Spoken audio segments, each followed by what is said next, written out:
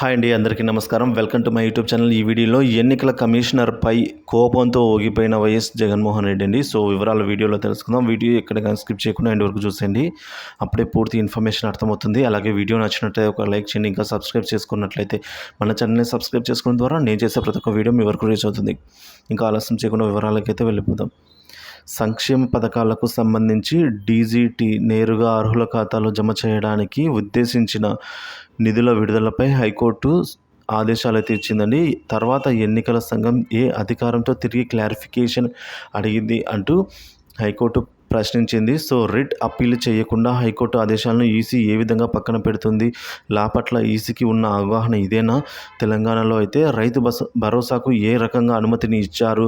ఈ రాష్ట్రంలో ఈ పథకాలను ఏ విధంగా అడ్డుకుంటారు అంటూ హైకోర్టు సీరియస్ అయ్యింది. హైకోర్టు కన్నా ఎక్కువ అని ఎలక్షన్ కమిషన్ భావిస్తూ ఉన్నట్లుంది. సో న్యాయ సమీక్షాధికారం దీన్ని చూడాల్సి వస్తుంది.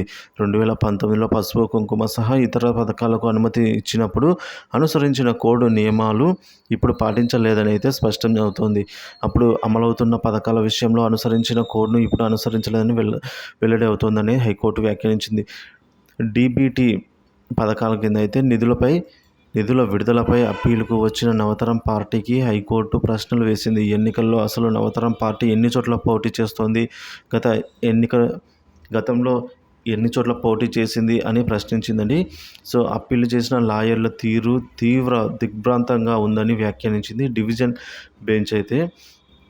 ఇంకా హౌస్ మోషన్ కింద పిటిషన్ వేయడాన్ని రిజిస్ట్రీ సిబ్బంది బెదిరిస్తారా అని ఆగ్రహం వ్యక్తం చేసింది. ధర్మాసనం వ్యాఖ్యల అనంతరం హైకోర్టుకు పిటిషనర్ తరపు న్యాయవాది నాదకర్ని క్షమాపణలు చెప్పారండి. సో డీబీటీ పథకాల కింద నిధుల విడుదల సమయం లేనందున ఈ కేసు జూన్కు వాయిదా వేసింది హైకోర్టు. అసలు ఈ కేసులో ఏం జరిగిందంటే, ఏపీలో ఇన్పుట్ సబ్సిడీ, విద్యా దీవెనతో పాటు మహిళలకు ఆసరా, చేయూత, ఈబీసీ నేస్తం కింద ఒక 14,165 కోట్ల నిధులను అయితే లబ్ధిదారులకు పంపిణీ చేసేందుకు రాష్ట్ర ప్రభుత్వానికి అనుమతిని నిరాకరిస్తూ ఎన్నికల సంఘం ఉత్తర్వులు ఇచ్చింది. ఈ ఉత్తర్వులను హైకోర్టు తాత్కాలికంగా అయితే నిలిపివేయడం జరిగింది. 11వ తేదీ నుంచి 13వ తేదీ వరకు చేయొద్దని ప్రభుత్వాన్ని ఆదేశించింది. దీంతో 10వ తేదీన నిధుల పంపిణీకి రాష్ట్ర ప్రభుత్వానికి హైకోర్టు వెసులుబాటు ఇచ్చినట్లయింది.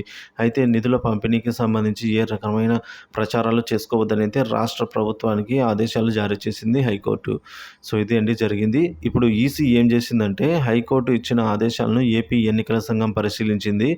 దీనికి సంబంధించి సమీక్షించి తమకు ఆదేశాలు ఇవ్వాలని కేంద్ర ఎన్నికల సంఘానికి రాష్ట్ర ఎన్నికల సంఘం పంపింది. అయితే ఇన్పుట్ సబ్సిడీ, వైఎస్ఆర్ చేయూత, ఆసరా, జగనన్న విద్యా దీవెన, ఈబీసీ నేస్తం పథకాలకు నగదు పంపిణీ విషయంలో ఈసీ ముందడుగు వేయలేదండి. దీనిపై కేంద్ర ఎన్నికల సంఘం క్లారిఫికేషన్ అడిగింది. ఇవాళే డీబీటీ నిధులు విడుదల చేయాల్సిన ఆవశ్యకత ఏముంది అని కూడా ప్రశ్నించడం జరిగింది. దీంతో రాష్ట్ర ప్రభుత్వం నిధులు విడుదల చేసే అవకాశం లేకుండా పోయింది.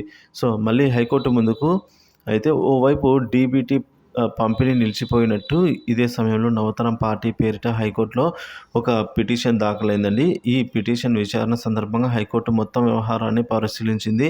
ఈసీ తీరుపై కూడా ఆగ్రహం వ్యక్తం చేసిందండి.